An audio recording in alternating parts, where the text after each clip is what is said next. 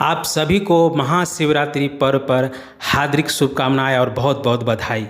आपको और आपके पूरे परिवार को महादेव जी कल्याण करें। तो आज की कहानी शुरू करने से पहले हाँ, इस ज्ञान की बातें चैनल को सब्सक्राइब नहीं किए हैं तो कर लें। दोस्तों, आज की कहानी बहुत ज्ञानवर्धक कहानी होने वाली है। आप भी सुने, देखें और दूसरे को भी दिखाएं, सुनाएं। तो चलिए बढ़ते हैं कहानी की ओर। आपका समय बहुत कीमती है, वो कीमती समय देने के लिए आपको बहुत बहुत धन्यवाद। तो एक पेड़ पर एक कौवा और कौवी रहते थे। बहुत सुंदर जोड़ी थी, दोनों की बहुत बनती थी। कोई इस पेड़ के नीचे आराम करने आता तो कौवा कौवी को सारा हाल सुनाता। उस दिन महाशिवरात्रि के दिन था। कौवी ने कहा कौवा से, आज आप चुपचाप क्यों हैं, आप कुछ सुनाते क्यों नहीं हैं? तो बोला ठीक है, आज महाशिवरात्रि है तो महाशिवरात्रि की कथा सुनो। और कौवा कौवी से कहने लगा, एक बार चित्रभानु नाम का एक शिकारी था जो पशुओं का शिकार करके अपना परिवार को पालता था। उस शिकारी ने एक साहूकार से ऋण लिया था, लेकिन वह उसे समय पर चुका नहीं सका, जिससे साहूकार ने क्रोधित होकर शिकारी को शिव मंठ में बंदी बना दिया। संयोगवश वह महाशिवरात्रि का दिन था और वहाँ कीर्तन चल रहा था। शिकारी ध्यान मगन होकर कीर्तन तथा शिव संबंधित धार्मिक बातें सुनने लगा। चतुर्थी को उसने महाशिवरात्रि व्रत कथा भी सुनी। शाम के समय साहूकार ने शिकारी से ऋण संबंधी बात की।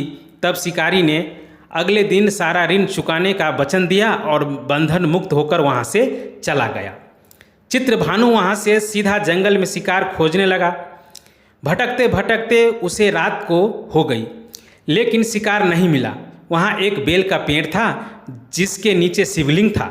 रात को शिकार के लिए वह उसी बेल के पेड़ पर चढ़ गया और नींद आ गया, इसलिए वह बेलपत्र को तोड़कर नीचे गिराने लगा और बार बार बेलपत्र तोड़ता और नीचे गिराता, जिससे बेलपत्र नीचे स्थित शिवलिंग पर जाकर गिरने लगा।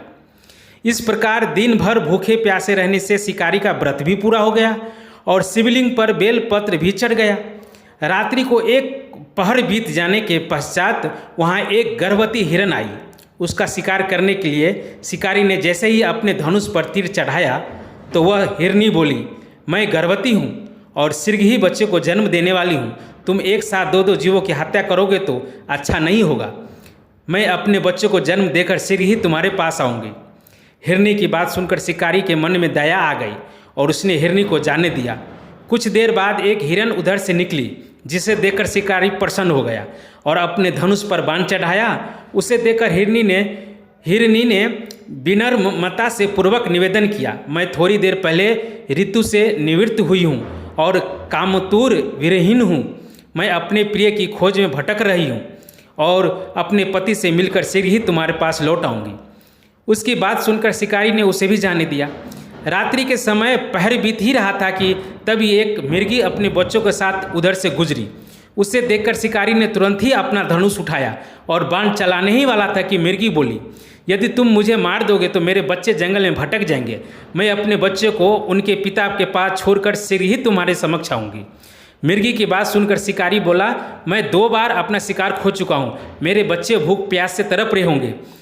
उत्तर में मिर्गी ने कहा, जैसे तुम्हें अपने बच्चे की ममता सता रही है, ठीक वैसे ही मुझे भी थोड़ी देर के लिए तुमसे जीवन दान मांग रही हूँ।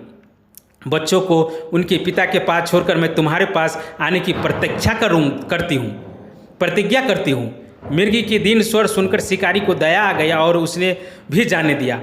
शिकार के अभाव में बेल के पेड़ पर बैठे शिकारी बेलपत्र तोड़कर गिराता जा रहा था।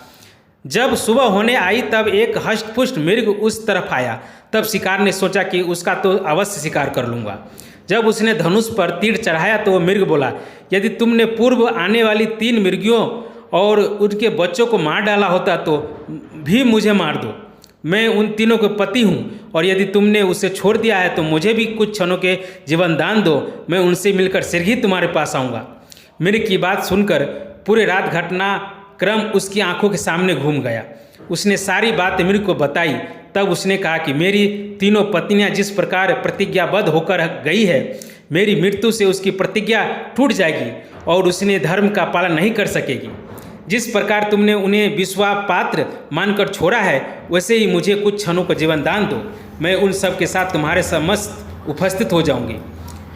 उपवास, रात्रि जागरण और शिवलिंग पर बेलपत्र चढ़ाने शिकारी का हिंसक हृदय निर्मल हो गया और उसमें भगवत शक्ति का वास हो गया।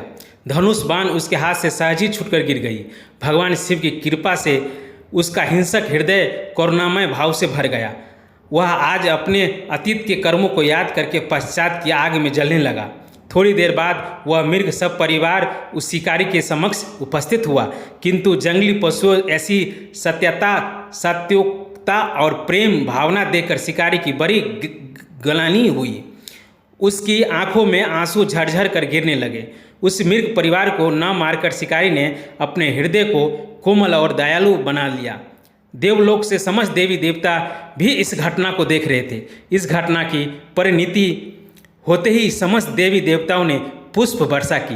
भगवान शिव ने अपने दिव्य स्वरूप के दर्शन कराए तथा सुख समृद्धि का वरदान देकर उसे गुह नाम प्रदान किया। यही वह गुह था जिसका भगवान श्री राम की मित्रता हुई थी। तो जय श्री कृष्णा, राधे राधे दोस्तों। आप सबको बहुत बहुत धन्यवाद है जो आज के महाशिवरात्रि की कथा सुनी। इस महाशिवरात्रि की कथा सुनने मात्र से आप सबको कल्याण होगा। तो हर हर महादेव, जय शिव महादेव। आप सभी को महाशिवरात्रि पर्व हार्दिक शुभकामनाएं और बहुत बहुत बधाई।